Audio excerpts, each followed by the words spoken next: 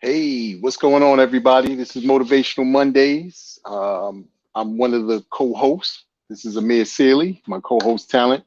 Should be coming in shortly or momentarily. We here Motivational Monday. You know how we do. We close the week, and we begin the week. Motivational Mondays is always our time to, get everybody in that right energy and right space so that we can get through this week, make the week as positive as you could possibly make it. Plus, kind of, show each other our light so we can help each other shine light, shine each other shine their light on one another. So this is our motivational Monday. So I thank everybody who's on all our various platforms. It's Yes, always sir. great to Yes, rock sir. with y'all every Monday. Happy Monday to you, my Always. bro. Happy Monday, man. How was the weekend, brother? Hey, man, the weekend was splendid. You know what's crazy, man? You know my story. I got caught on the road 3 weeks straight. I didn't really want to be on the road. It wasn't meant to be 3 weeks straight, but because of weather all across the nation and cancellations and all types of stuff, and geographically, I got stuck out there. So finally came home Wednesday. And when I tell you it was a pleasure just to be home these past few 4 days, to do home stuff, right? So got home Wednesday, couldn't get a drink fast enough, right? Word the mother, I couldn't get a drink fast enough. And it was, you know what's funny is not that I wasn't having drinks, but it was like there's a difference when you're drinking with your home team and then when you're just drinking away, breaking bread type thing. So I couldn't wait to get home and drink with the home team. So I got that accomplished, you know what I mean? So that was a great thing. And then Thursday, I've had a lot of the virtual work to do, divided states. As you know, Friday we got on with the race debaters and did Yes. our thing, which was very, we dealt with something that nobody, people don't want to deal with, and we challenged our own people with black privilege, and we ruffled some feathers, but that's okay. Hopefully, again, that same token we do today, somebody heard us, and somebody needs to hear that to go ahead and be motivated to have better customer service, run their company better, do whatever you got to do. Hey, Alfreda, I'm a Hey, girl out there, Alfreda. in Rochester. I'll see you this weekend. Hey, Annie Annie. Martinez, what's happening? How you doing? So that's what happened Friday with us. Um, Saturday was nice and quiet, just on some real local bar. Like I said, drink buddies. And then Sunday, you missed it, man. I tried to get you in there. I We had know. our first virtual comedy joint. We're gonna call it the Clubhouse. You know what I mean? Because we're gonna Okay. do comedy, karaoke, games. We're just gonna because a lot of people. Let's keep it real.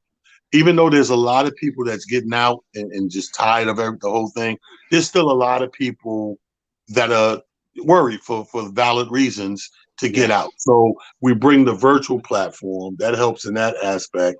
And it went over very well. We got 50 people on our first night, That's on dope. Zoom. That was crazy. The comics was crazy. I got to shout everybody out. Onika, our good friend of the room, Onika McLean, my co-host on that. My son Talent did his thing. Julio Diaz did his thing. Just Pam out of Jersey. Aldo came to hang out. Check this out. Mount VAD and a host of other cats from all walks and platforms. So thank y'all. So that was last night. So then I get up and I got to do the motivation 11 a.m. Motivation early spot, and to pretty much plug this thing right here. What's up, Rashawn? Hey, Rashawn. And my message this morning, and I'm going to reiterate it right now, is that we need to slow down at least to pay attention to the paths we cross, because you never know how you affect somebody's life, and you never know how impactful or powerful that is. Yes. Just the crossing paths, befriending each other, being cool. To you it may be passe. You may have changed somebody's life in that meeting. That Yes. person meeting you, and I brought it up because you missed the story. I know you was doing your thing. I was telling the story of how this family tracked me down last week of this guy that I befriended in the '90s, in the late '90s, when I was on my tour, and he's a magician. He does magic and everything. And we kind of befriended each other in Columbia, South Carolina. And he helped us with our tour. We fell into a tight spot. He helped us. You would have thought that we all knew each other, like, you know what I'm saying? You would have thought we knew each other forever, bro. And Mm-hmm. we had just met that week, and he was in the trenches with us, fixing a problem. so that our tour could get back on track and run smoothly. So rest in peace to him, and condolences to his family. My man Diamond, we call him D. We used to call him Magic, for obvious reasons. But he was a real cool dude. You know how it is when you hear real, recognize real, real. Yeah. You know what I mean? So that was my early tour days, and to this day, I didn't know the impact that meeting had on his life. It kind of just steered his thing in the right way and kept it back on track. And his sister called me, found me in his phone. We was on the phone about 40 minutes, man, 45 minutes. And she's just telling me all this stuff, dude. And I'm just like, and we just kept talking about life in general. And I was just, my jaw was on the floor, jaw dropping, and just amazed. And it made me say, you know what? I want to share this message and experience come Motivation Monday, because that's something we all do. We all get caught in our schedules, you know what I mean, our routines, and we don't know or even think about sometimes how we may affect the people we come across. It could be anybody. It could be the guy at the bodega giving you that egg and cheese and coffee in the morning. Could be the lady at the laundromat. It's so funny, man. Like you said, and I try to convey that as much as I can, especially on our Motivational Monday show. Like I said, my weekend was good. I, finally got back from Vegas. I had to stop in Nashville for 3 hours, and then from Nashville, here. But, when you get to travel, and I know you notice, from all the traveling that you do, it's interesting to see the world and to see how people react differently, around the world. Right. Taking trains or buses or in the airports, you see how the girls work at the counters and, so forth and so on. But my impactful story is I was coming back. So I landed last night, and it's about 10 something. I checked the maps, subway maps, to see what was working, what wasn't working. Everything was a mess. So even if I took a bus, because I landed at LaGuardia, even if I took a bus, it still would have been crazy trying to figure out how to get home. So I said, you know what, let me try to get an Uber or whatever. This way, at least I can get home at a decent time, still got to work in the morning. Long story short, I make my way to where you pick up your Ubers and your Lyfts and all that stuff. The new hustle, in case any of y'all haven't traveled, is the people who are by those spaces aren't necessarily Uber or Lyft drivers. They regular cabs that pull up the app on you and then say, hey, it costs this, that, the third, but you got to pull the app up before you even get to them. So this way, you know how to handle it. Long story short, I walk up, the first dude hits me with, yo, it's going to cost you $55. I got the XL, this, that, the third. So I looked at him dead in the face and I said, hey, sir, I'm from New York. Don't hit me with the, prices, bro. I'm from here. You can't hustle somebody from here. I know the fedora and probably got you confused. I'm from here. Hilarious. So the dude kind of, drifted off. Another dude comes up, same thing. Finally, I got a dude. I said, look, bro, I'd already looked at the app. It said it's going to run me about $35 or so to get from here home. What you want to do? He said, all right, I got you. We go to his car, get in the car, everything. I didn't have the full amount on me. So when I got to my block, I said, yo, just stop at the bodega for me so I can get the rest. I gave him the 20. And I told him it was like 35. So when I went in the store and came back out with the 20, I handed him the 20. He said, I thought you told me 35. I said, yo, keep the whole thing. I said, because you did the right thing by being a stand-up dude instead of just trying to beat people in the head. I said, look, I get you hustling, and ain't nothing wrong with hustling. But sometimes take 20 regular joints because they'll add up to one big joint as opposed to just trying to rob people for one big joint. And the dude looked at me, and I think my name, had something to do with it. He was like a Indian, Indian gentleman, and my name Amir always throws them because they ain't sure where I'm from. So he was like, "Hey, brother, I thank you." It was the truth. So I said, "Nah, bro, I got no problem with it." I said, "I just want you to know that, we all working in conjunction. This pandemic has everybody messed up. It's not just you guys struggling; everybody's struggling. So don't try to, rob people." Just based off of the fact that going through something. We all going through stuff. I had the same, unfortunate circumstance this morning. My phone was off, from T-Mobile. I had to call and get on them. I said, yo, really? This what we doing? It's Monday. The guy was like, yo, I said, man, listen, I know y'all linked up with Sprint. Don't bring back them Sprint old ways where you used to cut people off for $5. Don't bring that horrible customer service. Yo, T, when I tell you the dude was on the phone dying, and he was some Indian kind of dude, but he was he couldn't stop laughing because he was like, yo, you telling the truth. I said, look, I'm not mad. I get it. I said, but we in a pandemic. People using their phones to keep up with friends, family, so many different things. Y'all Right. cutting people off without no real what you call it. So the guy was like, "No, you absolutely right." I said, "Look, let's do this, that, the third." So got the phone back on. But I feel like in a real sense, to keep in conjunction with what we doing with Motivational Monday, let's all remember everybody's in the same bubble, y'all. It doesn't make a difference what line of work you in or what you do. We're all in the same bubble in this regard. This pandemic has everybody shook, scared, worried Yeah. about money, all kinds of different things. So we And got you're to be right, man. mindful of that, You're right, because Sprint has that badass rap that been following them for decades now because they don't know how to treat people and customers. And that the reason I think they merged with people is because they need the clientele and the help because Yes. they've been for so long. People got fed up. And the worst thing they got, see, people forget you're in America. You can only get away with the bullshit for so long because people are going to have more and more choices as time goes on. And that's the thing cable's going through right now. Cable's going through that now with all these streaming choices, and people can see what they want to see on all these different outlets. Cable got to step their game up. You know what I mean? Yeah. So, and I remember bringing up that topic. Funny thing you brought up the car and the cab, because remember I told you that's my pet peeve with the yellow cab is how these dudes just round your money off and rob your change. Man, don't Yeah. do that. Don't. Give me the option to say, hey, bro, keep the change. Don't take that little right away from me because that's going to make me not patronize you.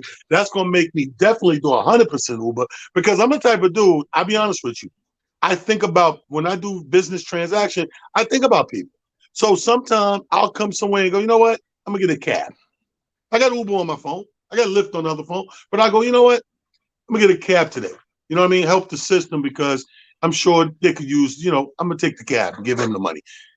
Don't take my kindness for weakness and round my money off because then it's going to be a problem, bro. You know what I mean? And then I'm going to take it out of the whole industry, which I shouldn't, but you make it that way. But You handling bad business, so you make it that way. You understand what I'm saying? So, I mean, we could talk on for that. We'll come circle back around to those things. yes. Right now, I want to get my guest in. We got a guest today, Amir. Young lady Latasha has a very interesting story because anybody that follow us in our shows, we've talked about several times police brutality, Yes. getting equal justice, them taking their job too far, too serious, ready to fight because they think demanding respect in the wrong way.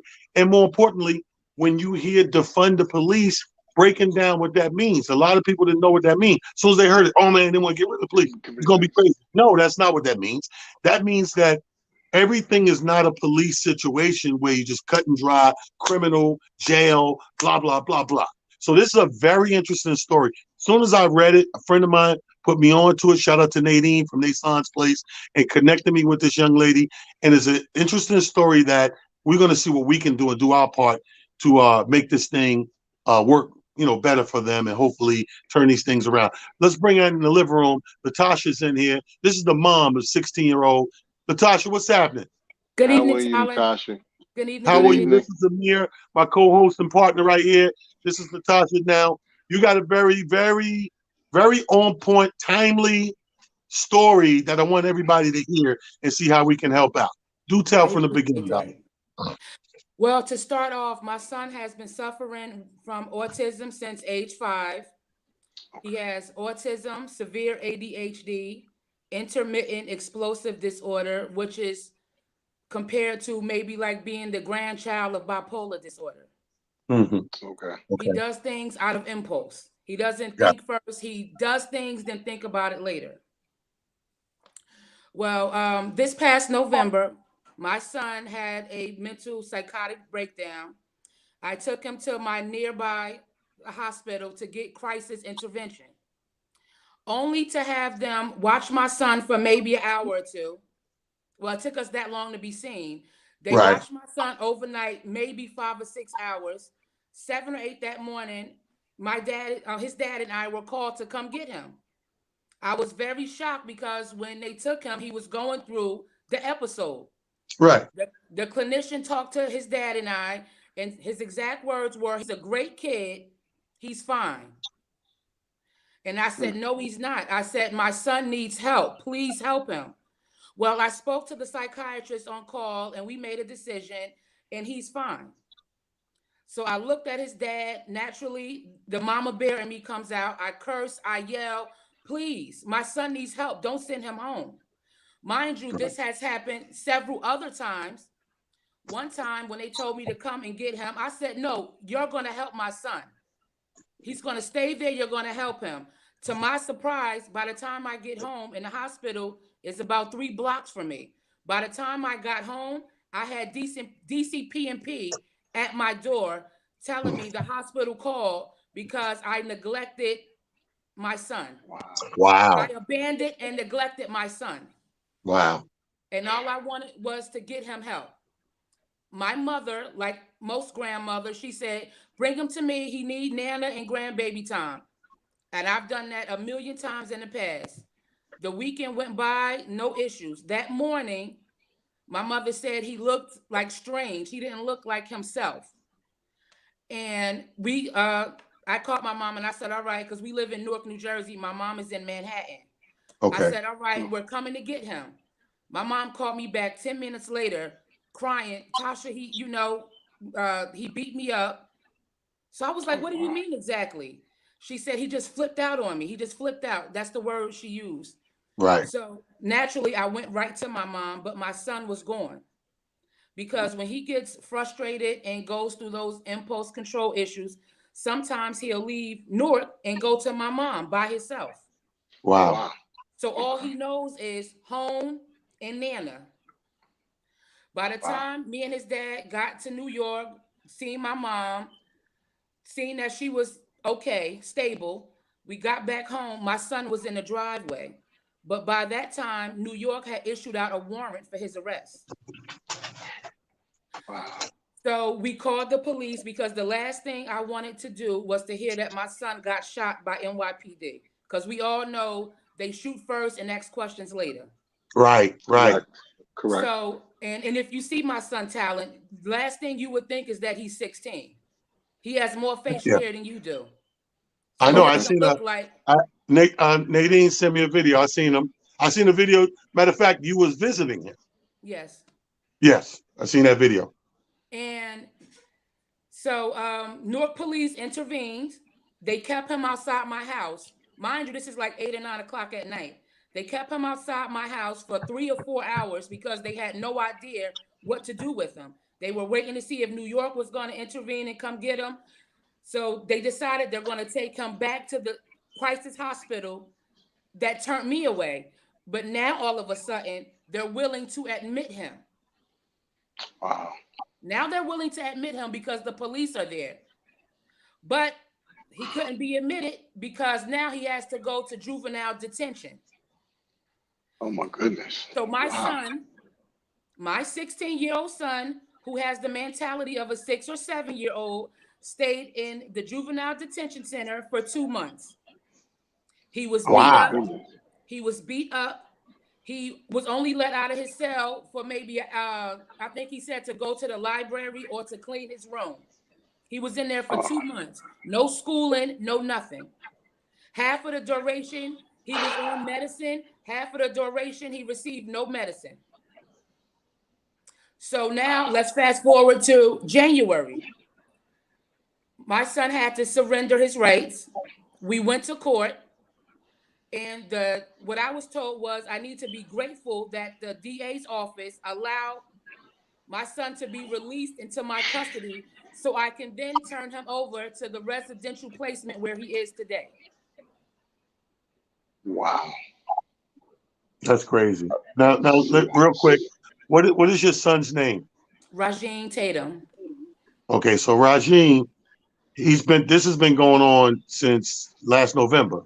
Yes, sir. Mm-hmm. And January is when he went to the next institution, and this is ironic that, and I'm gonna dip out just to say something because there's a movie that just came out on Netflix called I Care a Lot, right? Yes. And it's very weird type of movie where it took me a minute to figure out what was going on.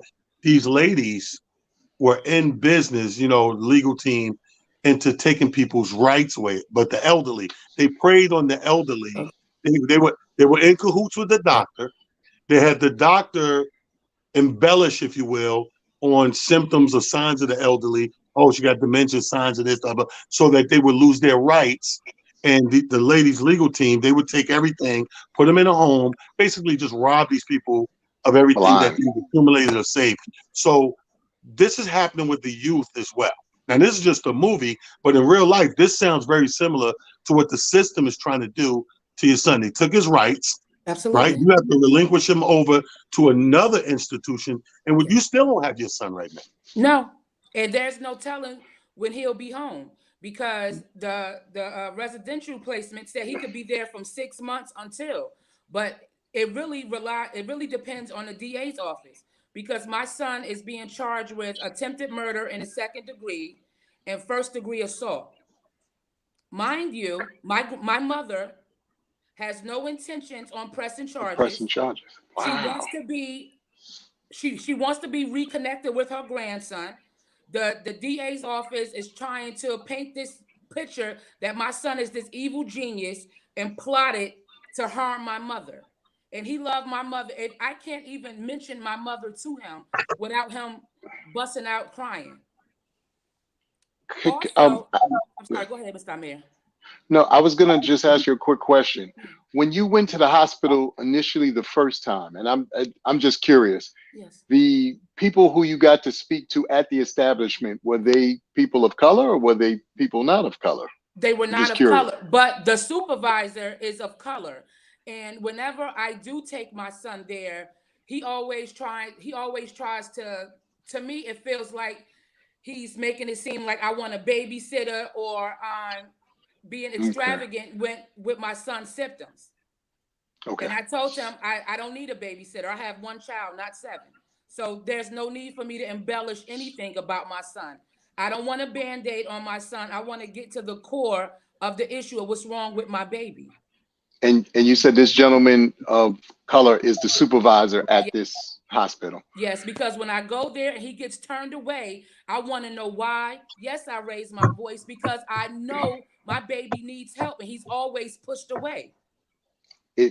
I just want to touch on that for a quick second. It sounds to me, unfortunately, like this particular person is one of these people who unfortunately comes from our diaspora and comes from our community. They get in certain spaces and they forget what it's like to be in our spaces. Well, and we then assimilate ourselves to the... There's a saying for that. All skin folk ain't kinfolk. No question. I just, I'm always disheartened when I hear and see things like this up close and personal. And with you sharing the story with me, it becomes up close and personal, because regardless of where you move in life, and everybody, has the right to move spaces, please try not to forget where you come from, because where you come from is very impactful even to where you get to. So we can't lose sight of that. And I think sometimes we get in spaces and places where people lose sight of that. But I want you to continue with your story. So I think, first of all, what's rocking me real quick, what's rocking me in this story is obviously the story itself, but more importantly, attempted murder. Yes. To his grandmother? Murder? Yes. Come on, man. Yes. Like this, now you get to a point of there's some sort of, like they say, trumped up charges. That's a real reach of a trumped up charge, especially once you realize the relation of the parties involved. This is a mentally ill 16-year-old, and this is his grandmother. Mind you, when we left the courthouse that night, they made sure to tell me that they took it upon themselves to put out a restraining order. My mother didn't request it. They did it. My son cannot, my mother or my son have no contact. He can't call his grandmother. I can't show my mother a picture of my son, because they made sure they said if that was to happen, not even through social media, that my son would be returned to New York.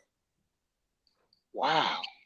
So tomorrow we have a court hearing to figure out if his case is going to be heard in family court or criminal court.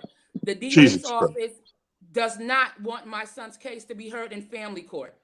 They want it to What is be heard in criminal court. But now that people are watching and taking notice, now the game changes a little bit because they decided to postpone that court date to see how my son further flourishes in the residential home, because they had a meeting about his case manager, and they Right. found out he's doing fine, he's flourishing, he's getting along with everybody, that he's not the monster that they paint him out to be. Shante, the DA who's working on your particular case, in what borough, or Manhattan. where is, say Manhattan? And I always hate to hear this, but I'm a movie buff, so I, watch all these different movies and TV shows, and it sounds to me like this DA may be one of those people again who's trying to pad their stats for whatever their Mhm. next level that they're moving to, and it's always disheartening to hear people, as opposed to doing your job professionally and the right way, He told me just he doing your has my job. son's best interest at heart. He, But he, the he day that can't. my mother was put in the hospital, the same day the incident happened, he went to my mother's house. Now, they wouldn't let me in the back to be with my mother. I'm my mother's only child.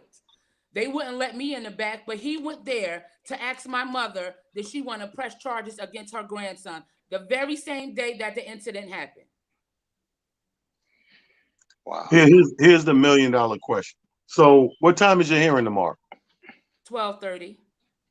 Okay, it's- so And it's going to be to discuss the restraining order, because my mother wrote a letter to say that she's not afraid of her grandson. She wants to right. be in contact with her grandson. She misses her grandson very much. Her grandson misses her. And that's what's going to be discussed now, instead of figuring out if his case is going to be heard in juvenile court or criminal court. But the ADA, Christopher Day, he on numerous occasions said that they have no intentions on letting this case go to family court. They want it to go to criminal court. Okay, so one, be that it's in the 12 o'clock hour, if you are free and have Instagram, when I do my divided states in the morning, I would Yes. love to have you back on to reiterate it to an additional few audiences, because this is on one thing, but we're on 5 different things at the same time in the morning when I do divided states. I would love to put this up front, close and personal to the people. And more importantly, once we do that, what is our plan B situation? I'm just playing devil's advocate. This thing doesn't go in a direction that we like. What can we do as a group, as a people, as an effort?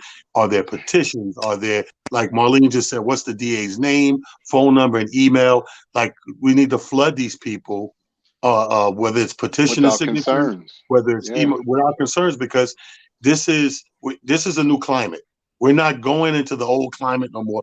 Y'all been doing this to our people for hundreds of years, and we're up to it. The jig is up. The jig is up. And now that we see we're dealing with a kid with mental issues that shouldn't be treated like your average common criminal, and more importantly, this is a relationship thing with grandmom and grandson. You know what I mean? That's you And know they're what? trying to try him as an adult, correct? Yes, they are, and they have every intentions on doing so. The point of me doing my lives, and I just want to spread the word to mental illness, because there's such a taboo about mental illness. A lot of people think mental illness is an excuse or a cop out, and it's not. It's a real situation. It's a real thing, and a lot of parents don't like to express what they're going through because they're scared of judgment or the ramifications of what can happen. Because by me going to the hospital, crying, saying I want my baby to get help, I got a DCP&P case. How does Child Protective Services come out willing to jeopardize and take my son away from me when I'm just trying to do what I'm supposed to do? That's easy, because you're a black woman with passion.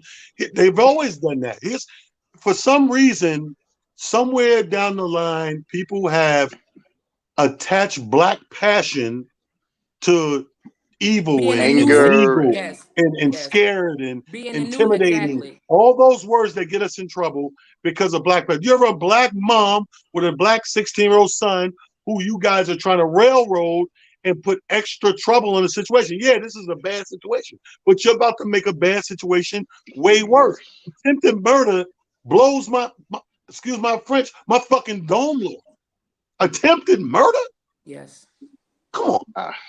And they're Um, trying, to paint this picture about how he is, but our family is already separated. I have to be there for my mother. I have to be there for my son, and I have my own life to live that has been put on hold. But like I say, and like I continue to say to the ADA, you can separate us, but I'll be damned if you divide us. Right. that's, And that's and trust trust and believe when I tell you, we are definitely here for you. And I mean that for real, for real. Like that's why I said plan B, when if things go awry, don't go the way, we got to start putting those plans in motion to put the fire under these asses. You know what I I, mean? I absolutely agree because I Yeah. I I, I understand, I understand a certain part of the law, but my son, I could see if it was a typical 16-year-old with prior criminal problems or anything like no. that. That's not the case. They never mention all the academic accolades my son got and how he's been on super honor roll every market period since about fifth or sixth grade. How when he graduated high school, he won the principal's award. When he graduated from elementary school, he received the principal's award. He got an all expense paid trip to the Super Bowl. None Yeah, of well, that I is mean, being mentioned. here's None the of that is thing. being They're not mentioned. going to mention that because that goes in the wrong direction for them. For You what they know, want. it's simple things that we got to realize, man. The things that they can monetize and make work on their end and make what pad those, like Amir said, pad those numbers in their favor. They're always going to be for that. Like little stuff. I walk to my corner store, which is a block away, literally, and for the last 4 days, I guess a police chase happened, right? And this car must have crashed in the chase, and it's like on this residential block, whole front end smashed off, banged like in a way that it's in the way in these people's residential block. 4 days. I don't know when it happened, but I know I've seen it for 4 days, right? So I'm like wondering, like, where the powers that be in the cities to put the resources to move this obstructive vehicle out of the way. You can't find it. But I guess what? If that guy car was running and parked right there, and you got alternate side of the street parking, and he didn't move, He oh, they would have were been putting told. 100 tickets on it. They will Yeah. put 50 boots on it because they can monetize that in the system. Your son is money if they can have their way, the way like what you're saying, that becomes money in the system. And His what body in the jail cell tried as adult becomes money. Yes. And what bothers me is another thing. I was told I need to be grateful and lucky that the DA's office allowed my son to go to residential because they didn't have to. Ain't that a bitch? Ain't that a bitch? You need to be grateful. The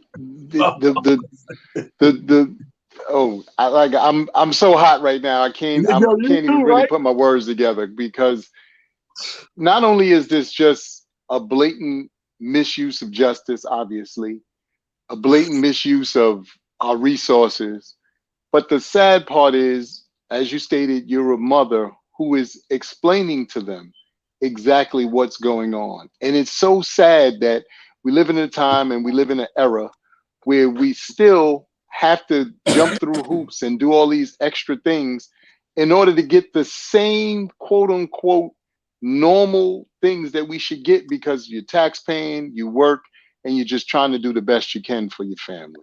I, Latasha, I'm happy you came on, but So now am I'm I. mad I had you on because now I want to fuck somebody up. I'm so disheartened. I don't, Latasha, and I'm just suggesting this because I know this is a person who You getting usually is in riled the up. streets and he loves to kind of tackle these kinds of things. I'm not sure if you're familiar with my son.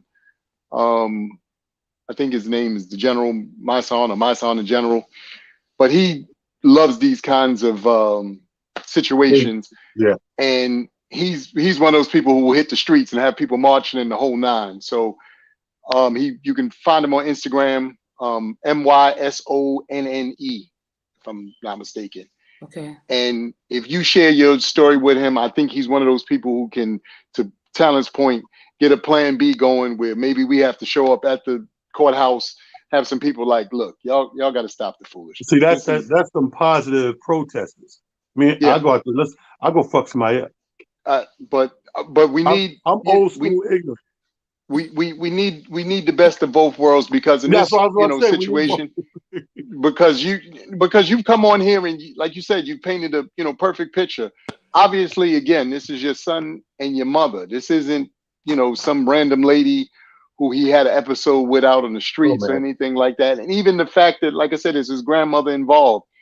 I'm sure he's by now had the opportunity to really think about the situation and try to process it to the best of his ability. My And son cries every day because he's not used to being away from us. Again, Right. he's developmentally delayed. So, mhm. he's 16 age-wise. He looks to be Somebody early 20s, but mentally he's 6 or 7. So you're gonna put a 6 or 7-year-old in prison with that with and that with for real criminals? and that would be absolutely, like I said, the beyond anything that we could even imagine. Our guy put the my son, the general, his tag thing up at the bottom of the screen there. So Okay. Thank you. please, and like I said, I mean, continue to tell your story first and foremost. I absolutely will. Secondly, I'm praying for you. Like I said, I can't even begin to imagine how disheartening and how tough this must be, like you said, for you and your family. I'm glad you stated, like you said, that you won't let this divide you guys. And like I said, talent is right. I'm mad. I'm more mad Yeah, than anything I'm else. riled up. Do you have other kids, Latasha? No, sir. He's my one and only. Wow. See, I'm asking all the wrong questions right now. I'm getting myself riled up. So promise me in the morning, 10:30, you come on and we can get Absolutely. some more rallying going in the Absolutely. meantime. And then we're going to stay in touch during this whole thing because I'm concerned about the case now. As a father of a 25-year-old, son who's on the spectrum, that's why I work with Nason's Place, because I get it. Us parents with kids who need special needs, who may be mentally ill, who may be on the spectrum, whatever the case may be, is America has to start grabbing and helping and adopting these kids and attacking it the right way. Excuse my word, attacking, but attacking the situation the right way so that we can get the proper treatment for these people. You know what I mean? These are our kids. You know what I mean? These are our bloodline. We don't treat them no different than if they're the honor student or skip the grade or whatever the case may be. Each kid is an individual human being, and nothing else. We got to treat them accordingly. And another thing that the ADA office and the DA's office don't care about when it comes to these matters. Like now, my son has a lawyer from Legal Aid. That can go but so far. I need a criminal defense attorney to help my baby because when it Well, here's Marlene just put in there. Contact public advocate Jumaine D. Williams. okay, That's a name for you as well, with a okay. Jumaan, Jumaine D. Williams. So they know people, and our people that's listening, they're on it. They're not They're playing. on it. Yeah, they want you to, have every resource at your disposal to, not only fight this, but have as many weapons as you can to, kind of alleviate some of the stress that I'm sure, like I said, you and your, husband are going through and your family. And this is why, Talon and I kind of do this. Yes, we, love, specific things, but more so than anything, we care about our community. We care about the people from this community. We part of it. We are fortunate to be at the stage of where we are in life, and as he can tell you, we've been all over the the scales one way or another throughout life, but we've always managed to reel each other back in and try to feed off of one another no matter what is going on. And when he told me today this was going to be a part of our conversation, I didn't expect it to weigh on me the way that it's weighing on me, because it really has me like, wow, like I'm Yeah. I'm But I very mean, fortunate because I had a lot of people that were willing to help me, like my very good friend Nadine from Nason's Place. She yes. Mhm. started spreading the word. But initially, when I was putting out the lives and requiring help, nobody helped me. Nobody returned my phone calls. I reached out to to the news, the media, other autism programs. Nobody extended their hand to me. Nobody Wow. wanted to help because if it's not a hot topic, or if it's not gonna shed attention away from what they're doing, nobody wants to help. You know, and my And son's I godmother. just I just said what you said this past week because I got perturbed with one of my producers. There was this black athlete came up dead, and I wanted to talk about this story because it was intriguing. We lost another one of our own. It was mysterious. Nobody really knew what happened, and somebody said to me, "It's not trending. You know, it's not a trending topic. People are not talking about it." And I got so mad within 2 hours when I was about to, because once I get boiling, I'm gonna let it out. The pot gonna flip over. And 2 hours later, when I got to the airport and wanted to flip the top over, I got the text like, "Oh yeah, we're gonna talk about the story." But my whole thing was people that have these bullhorns and these platforms. This is why you have them. You have to do your job. It ain't about whether something's. How do you think things get trending? Somebody had to talk about it before somebody was talking about it. That's how it became trending. I think the people who don't want to take these on, don't want to talk about it, you are part of the problem. You do a disservice to us.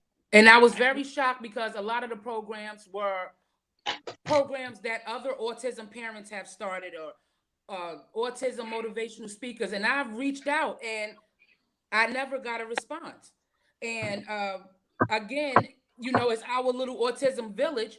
My son's godmother started a GoFundMe for him, and my girlfriend Nadine shared it. I had other friends share it, and that's how, you know, people started to take notice. And, you know, again, like tonight, if Nadine wouldn't have spread the word to you, you know, that nobody wants to help. And I would think more so than anything, the common denominator would be you have an autism child, I have an autism child, and we need each other. But that's the farthest from the truth. If it's not Wow. interesting or if it's not spicy juice, nobody wants I to get it. help. You're but absolutely you, right. Well, we here and we hear you. More importantly, so I want to meet with you on the live, Yes, 10:30 tomorrow morning. Let's keep it going. I will be there. We're gonna talk right after your hearing. I'm gonna actually be in Newark tomorrow night at a DJ Quad's place, Taj. We do a Tuesday night thing, so I invite you to that as well, so we could Thank you. chop it up in person if we need to talk more and everything. But Okay. we're gonna keep this story moving, and we're in your corner. We're ready for plan A, plan B, plan C, whatever got to do. We link now. I appreciate it very much. Thank you so much for allowing me to share my baby story on your platform. Oh, we ain't done by a long shot. Ladies and by a gentlemen, long shot. Yes. this sister, this queen, Latasha, thank you, baby. Thank you Natasha, so much. We talk in the thank morning. you. Absolutely. All right. Thank you. Good Welcome. night. Thank you. You too, Good baby. night. Yeah, that's an incredible story. That's something we're hearing about that is it's close now. Now it's close to the vest. You know what I mean? That So we're gonna be dealing with that, man. That's where it's that at right that one is that one hit me so hard. I like I said, I really couldn't bring myself back into the fold. I was like, this is supposed to be motivational Monday. She got me. I felt like I got hit with a nice right cross, and it threw off my equilibrium a little bit. And in all fairness, and I'm only saying this because of the magnitude of that specific.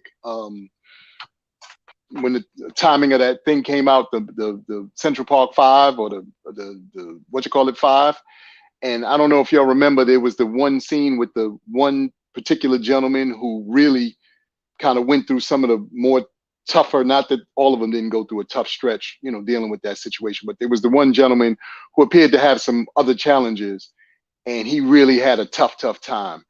And I'm hoping and praying that all of us who are, on this platform and who are having the opportunity to hear this story, please get it trending, get people talking about it, because I would hate to see another one of our young men have to go through what we saw that particular young man go through when they did the Central Park Five thing, and they had that one young light-skinned young man in particular who really had a tough time of that whole situation. I don't want to see that happen to anybody else, especially from our community or any community for that matter, but most certainly not from ours. And in this particular case, especially when the mothers explained to us this was just a grandson and his grandmother having an opportunity, to speak to one another, and based off of his challenges, it just got out of hand. So I really hope.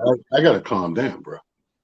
Like Yo, that joint right there, and it's like, and it's not even coming to it like a father of special needs kid or kid on the spectrum. It's just coming to it like a human just being, bro. you Like, why? I mean, I know why. I know the monetary side of of pushing what things they're a certain doing. way, left, rabbit, and Mhm. right. But how do you sleep at night, man? That's all. Like, even when I watched that movie that I was talking about, I Care a Lot. Yes, I saw it too. I saw All that I this could, you weekend. seen it? All I could Yes, think is, how do these people sleep at night? How do you do this and be cool, dude? I do, like, if I make a mistake and let somebody leave or do something with it, it's kind of off or a little weird, or I could have did better. I'll lose sleep. So imagine people that's doing something so deep, devious, and detrimental to another person's livelihood or life as a human being. How you just able to sleep and feel good about that? it's so crazy between that show that you spoke of and the show that 50 Cent is sponsoring with the gentleman who went to jail, who they railroaded, and he became a lawyer and he got himself freed and all that stuff. Mm-hmm. It's For life. similar For life. for Yeah. life. But I'm telling you, I watched that show, and to the point that you're making, I think the same thing. I'm like, how do you sit with yourself knowing that you have totally upturned somebody's life, totally put them in a position that you know that not only that they can't win, but it's going to be a hell of an uphill battle. How do you be okay with yourself? And for the life of me, I'm like UT. Because I know I'm empathetic and I'm sympathetic. It really works deeper for me. Like I hate people doing things that I know are just like, really, like, what's wrong with you? I had, just before we got on, this is a true story. I went to the grocery store, the supermarket here in my neighborhood. I had to get some water, for the house. I got 2 gallons of water and some cookies. And the lady goes, "Do you want a shopping bag?" I almost killed this lady because I was like, how the fuck am I gonna get the water home? Like, and the lady said to me, now this is a true story, it's paper shopping bag. She said it's 10 cents a bag. So I said, okay. I said, well, ma'am, I got 2 gallons of water. One shopping bag isn't gonna get the job done. So then I gotta Right. charge you 20 cents. But the gentlemen who owned the supermarket were right there. So I purposely started cursing at her so that they could come over. They came over. I said, yo, this is absolutely despicable what you're doing to the people in this community. I said, I get it. They told y'all that there's some stupid surcharge that they got to have on paper bags, and you fucking assholes ate that shit up. The people in this community are in a fucking pandemic just like you, dickheads, and they're doing the best they can to support a business that you have in their fucking neighborhood. The least you could do is give them a shopping bag to take the shit home that they paid for in your establishment. I'm sorry for cursing for all our people on this platform, but that stuff like that is what riles me up and gets me pissed off, because I'm saying to myself, if people are patronizing your establishment, the least you could do is go, Dad, for them patronizing my establishment, which helps me keep the light on, helps me pay the rent, the least I could do is give them a shopping bag so that they can get their groceries home, especially if they didn't bring a shopping bag. I hate this new law of having to pay for bags, and it's all kind of little nuances like that when I say rub me the wrong way, rub me the wrong way. I'm that dude. I'm that petty guy, because I can't understand why you wouldn't say, Dag, these people are nice enough to come in here and patronize my establishment and help me feed my family, help me take care of the things I need to take care of. So I should do something to take care of them. That's the problem with one of the issues that I have with the world as it stands right now. There's no more give and take. Everything is, well, as you said, there's a monetary thing attached to it. Everything shouldn't have a monetary thing attached to it. Some things should have, you know what? They're doing something to help me. I should do something to help them. That's the way the world should work. I know it doesn't work that way, but when I tell you that irks me, it irks me beyond anything that y'all could ever imagine. And I try to find ways to reel myself back in, because I don't want to be the angry guy. I realize at 52 now, I'm turning into the angry guy. And I used to think to myself, I swear to God, I used to think to myself, there's no way. I'm not that dude. But I find that when people are doing all of these little tiny things that I'm like, could have been avoided if we would just be humane. I said this, like 2 weeks ago. If we would just be humane to each other again. I was in the airport. This is a true story yesterday. I'm in the airport in Vegas. A gentleman came and he was sitting right by the gate. He asked the people, the flight. They said, "Sir, we'll be boarding shortly." Talent, the dude sat there and fell asleep. You know how you just fall asleep sitting in, literally, he didn't lose his ticket. His bag didn't get moved. He just fell asleep. The plane boarded. I think they called his name, but I wasn't 100% sure because I was trying to focus on my thing. The plane is now leaving the jet bridge. The dude wakes up. The lady goes, "Oh, the next thing I could do for you is put you on a flight tomorrow at 7:05. But when I say he was 2 feet away from her thing, I said, none of y'all could have just shook the man and said, that's "Hey." been me. That's been me. I'm like, that's my pet peeve of, when you go to any place and you got to deal with the worker, it's a crapshoot whether you get the sensible motherfucker or the asshole. So I've been several times in the airport because I've been up all night. It's the 5 a.m. flight or your layover, and you doze off, and you already went to the counter, and they, say I'm on standby. We'll call you, sir. You see him right there, and you calling me, but you see him sleep and not hearing you in my sleep. And instead of just a quick, hey, tap, like the fucking police would do if you're sleeping on the subway, instead of tap and go, hey, we bored. Oh, okay, and give a person a chance to get up and catch his flight. You got so many assholes like that, Amir. And then you got a small percentage of the people who think ahead of the curve. Like, I'm 6'6". So when I go up to the podium and I'm trying to get a seat, the person, that 30 percentile, look at me and they see they talking to a 6'6", and they go, "Would you like the exit row for your legs?" "Yes, thank you. Thank you." "Would you like a bulkhead? There's more leg room." "Thank you." Not the motherfucker that just go, "Here you go. Thank you. Goodbye." Yeah. And I look at the shit and it's fucking a tight ass middle seat in the 27th row. Like, come on, really? And then when I get on the plane and I see that those seats are available, really? Really? And I just, so I'm sharing that because Motivational Monday, to, how you started this, is genuinely about impact and hopefully what you're doing and how that's impacting the people around you. Yep. I can't stress that enough. Before I came on air today, it's funny. Somebody texted me because they thought today was the anniversary of my brother's passing, which isn't until May 20th. But it made me go online and look some stuff up. And I went up online and I saw this particular thing where, Kevin Garnett was, giving his, thing about, my brother. And he was saying, y'all have no idea. That was the person who motivated me to, accept who I was. He said he was the first guy who looked skinny like me. He was wiry and, all these different things. And he's actually the reason why Kevin Garnett wore the number 21, because he wanted to actually go to St. John's and, be like Malik and everything. But I share that with people. To your point, is you just never know what your regular day-to-day, everyday moves and things that you're doing, how that is impacting somebody positively or negatively for that matter. Yeah. But the thing is, we're trying to have positive impact. So if you're trying to have positive impact, make sure you're doing stuff out of love.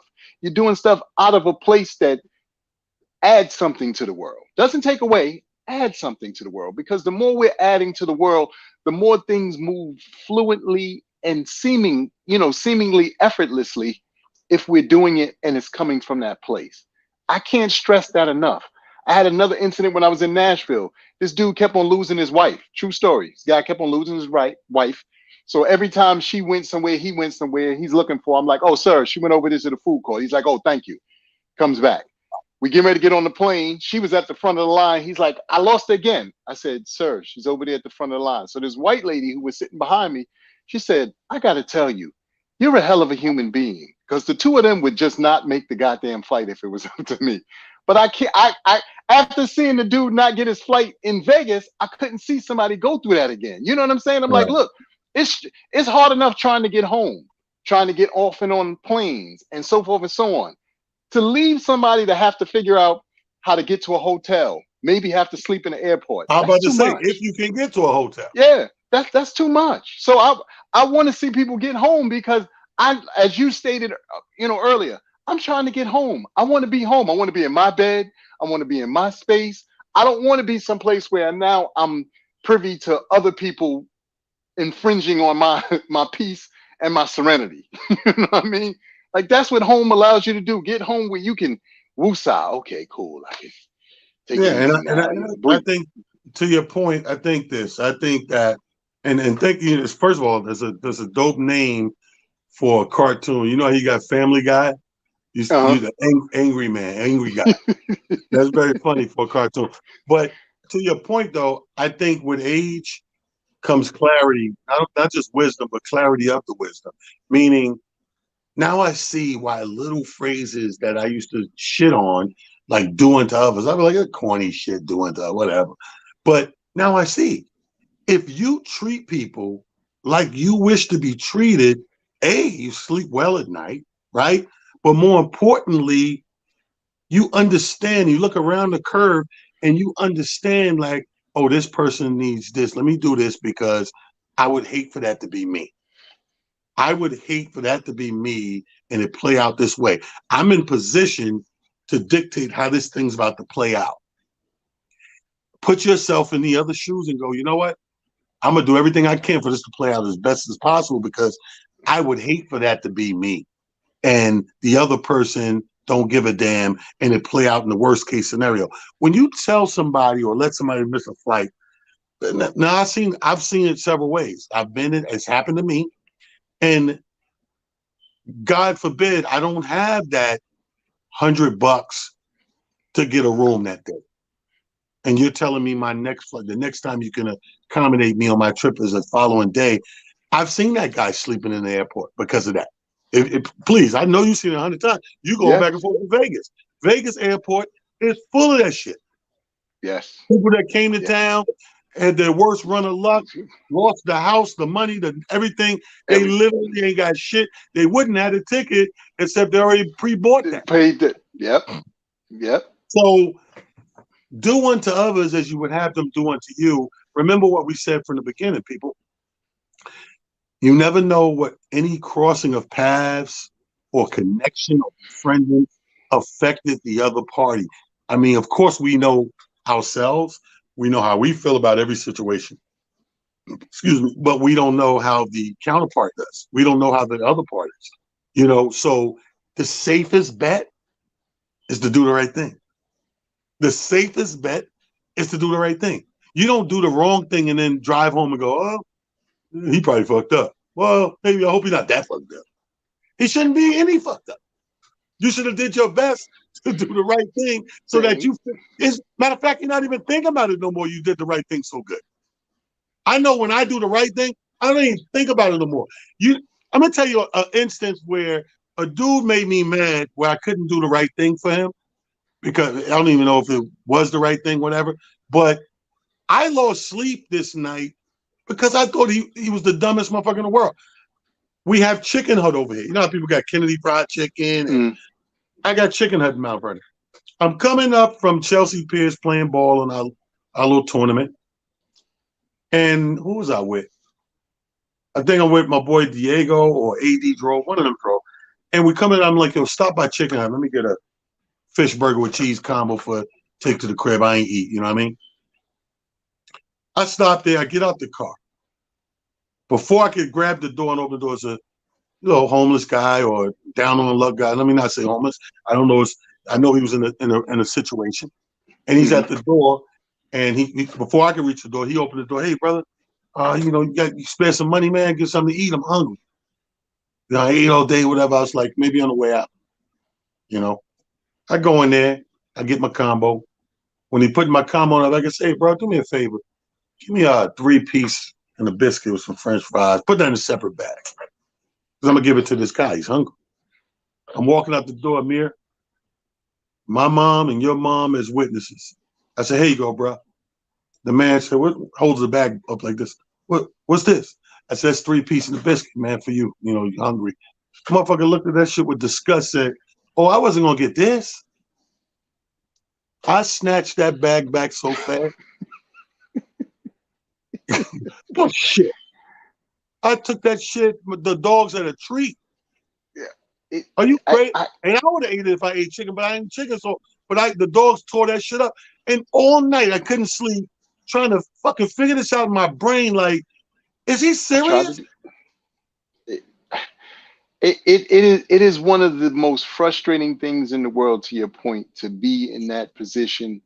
And like you said, do something in all fairness and seriousness from the heart, and somebody not appreciate it. And that goes for anything. I think people, we tend to just think of it in, those scenarios. When somebody picks up the phone to call you to check on you, thank you. I appreciate that.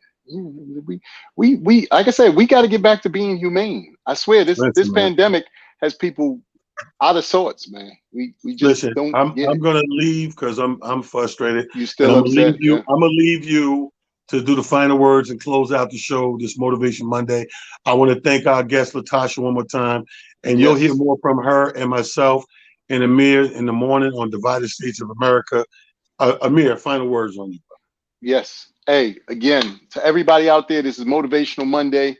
We started this, like we said, by telling everybody that it's about, the impact that you have on people. There's a saying, people will always remember how you made them feel. And that's it in a nutshell. Always do the right thing based off of the fact that at some point it's going to have a positive impact on whomever and whatever the circumstances are. And from that point, that's all you could do. You can't worry about who's going to come back, because the part where people come back and tell you the impact that it had on them, it may not happen for quite some time, but that's neither here nor there. What is here nor there is your ability to control what you can control, which is doing the right thing in the moment and knowing that you've done the right thing. That is the greatest thing we could all do. Let's become humane again. Let's care about each other. Let's do the right thing. Let's know that each and every one of us have a profound effect on each and every other person within our circles. With that, good night to you all. And I say good night to you all, and I look forward to us continuing to do what we do. We got Mondays, we got Fridays. This is Motivational Monday. Let's stay motivated. Everybody have a phenomenal week. Not a good week, a phenomenal week.